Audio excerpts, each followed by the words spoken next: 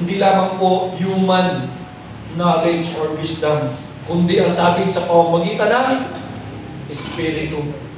Amen? So kung tayo po ay nabubuhay sa mundong ito, huwag natin kalimutan na tayo po'y binigyan ng wisdom ng Lord. Amen? Diba? Sabi doon, sabi ng isang pamilya, itong anak ko ito, matalino to. Paglaki ito, mag-aabogado to. No? Yung isa, ito, magaling to sa mato. Paglaki nito, magiging engineer to. Eh, yung anak niya, mahina yung ulo. Ito, magpapastor to. Amen. Amen. Kaya sino po yung matatalino dito mga kabataang lalaki?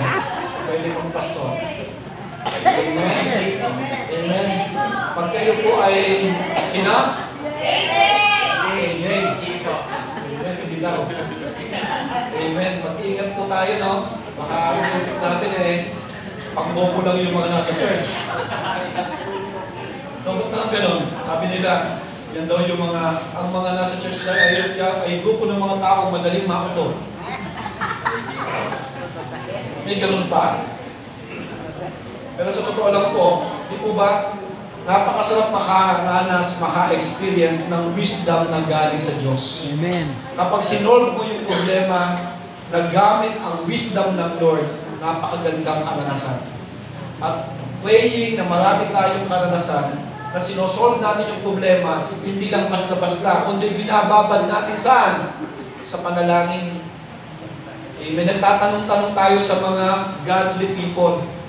Nagtatanong-tanong tayo sa church. Hindi basta-basta tayo nag-decide, nagko-consult tayo. Amen. So kayo po ba, na-experience nyo po ba kumonsulta muna sa kapwa ninyo mananampalataya bago mag-decide? No, sinisik nyo ba yung wisdom ng mga kapatiran? O yung close friend natin na believers na alam natin hindi tayo papahamak?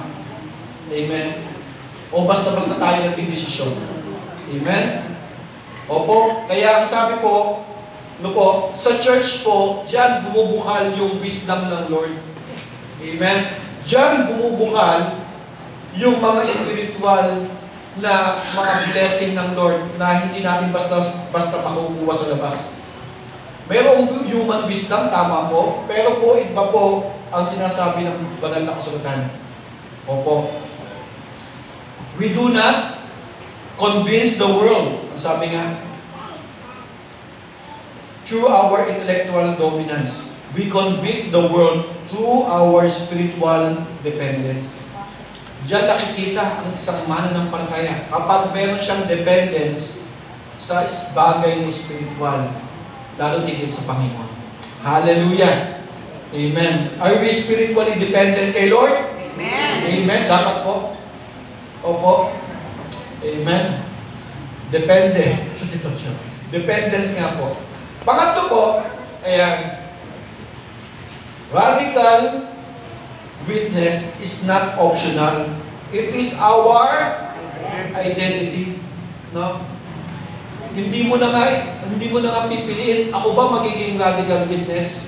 No, hindi na nga option yun. But the mere fact na ito yung identity natin, we are witness, tayo ay mayroong pagkakakilanlan sa Panginoon.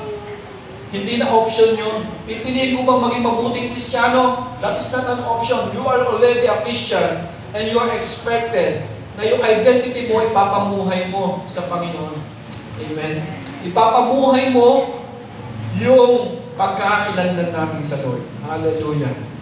Verse 13 ng Mateo chapter 5. Kayo ang asin ng sangkatauhan. Ngunit kung ang asin ay mawala na ng alat, paano pa ito mapapaalat muli?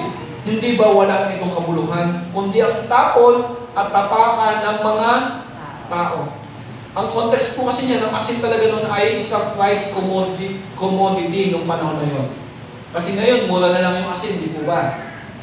Parang pinapaliwala na yung asin. Kaya sobrang maglagay ng asin sa luto Kasi bakit? Ang dami naman namin asin, dami ako na yung asin. Sino dito yung ang lakas magsawsaw ng patis?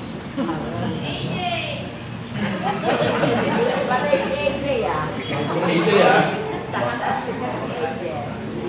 Opo, pero nung panahon na yon, nakakapanghinayang kapag yung asin nawala ng alat. Nakakapanghinayang at tinatambak po sa mga daanan para maging daanan nga po. Para siya nagiging matigas na konkreto. Kapag tinambak siya sa lupa, nakakapanghinayang na yung dapat yung asin na price commodity, mamahalin at nagiging salary pa, nagiging sahod pa. Kaya yung salt at salary, iisa ng salita yan. Dahil ibig sabihin po, ginagawa po talagang sahod ang asin ng panahon na yon.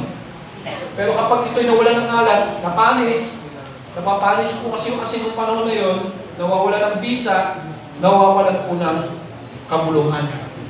Kaya ang sabi po, kayo ang asin ng sangkatauhan. Verse 14, kayo ang ilaw ng sanglibutan. Ang isang lungsod na nakatayo sa ibabaw ng buron ay hindi matatago. Amen? Next point, Chair. Radical witness is the inherent saltiness of the believer.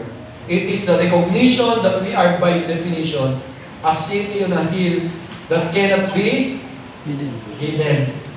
Yan po ang ibig sabihin ng pagiging radikal. Sige po, pakinggan po natin ang isang kwentong testimony. Amen? At babalikan po natin ang kwentong ito. Sige po, pakinggan po natin si Sophie bilang isang kabataan na magkukwento. Purihin ang Panginoon.